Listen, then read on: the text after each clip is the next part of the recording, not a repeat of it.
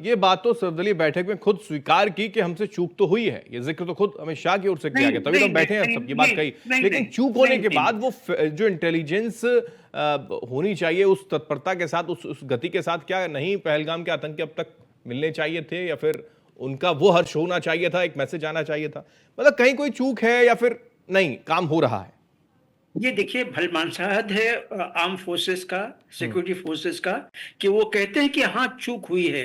लेकिन हमारे यहाँ का ये इतिहास रहा है कि ऐसे जो जो रिलीजियस जो जो टेररिस्ट होते हैं या जो एक्सट्रीमिस्ट होते हैं, उनको छिपाने का, उनको कहीं न कहीं पनाह देने का ये यहाँ पे रिवाज रहा है।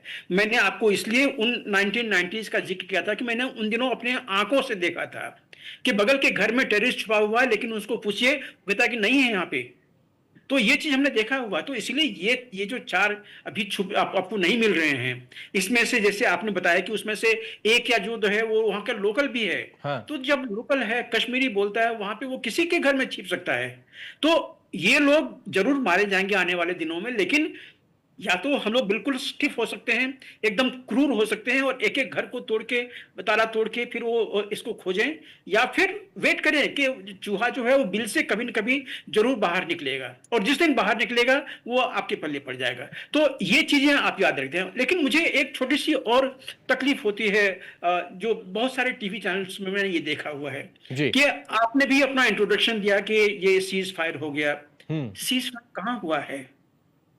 कहां? हमने तो नहीं सुना है कि सीज फायर हुआ है। हाँ, जो फाइटिंग थी उसमें एक पॉज आया हुआ है।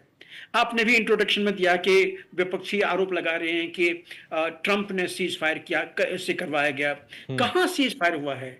और आप 9 तारीख को, 10 तारीख की वो जो वक्तव्य थी, जिस ट्वीट की हम बात कर रहे थे, हाँ। आप लोग कोई पूछते नहीं है अपोजिशन पार्टी से कि उनके टर्म्स पे कैसे ये सीज फायर हुआ। वो जो ट्वीट करता था उसमें यह कहा जाता था कि सीज फायर ट्रंप करवा रहे हैं। दूसरी, दोनों जो प्रवक्ता हैं, दोनों दोनों जो जो पार्टी है, भारत और पाकिस्तान की डीजीएमओ, उनकी कहीं एक न्यूट्रल जगह में बैठी होगी। आप याद कीजिए उन दिनों के सीज फायर। तीसरा, कि ये जो जो वार्ता होगी, ये सीज फायर दोनों को मान्य होगी और आगे से ये दोनों करेंगे। और ट्रंप ने एक अलग बयान, अलग भी ट्वीट किया था कि इफ अगर उन दोनों को मंजूर हो तो मैं मध्यस्थता करने के लिए तैयार हूं। हाँ। क्या इन तीनों में से कोई चीज आपने देखी ग्राउंड पे? क्या जो सीज फायर हुई? नहीं, ये पॉज है। क्या वार्ता किसी न्यूट्रल ग्राउंड में हुई? नहीं, वार्ता हॉटलाइन पे हुई। तीसरा, क्या ट्रंप आए कोई मध्यस्थता कराने के लिए? नहीं।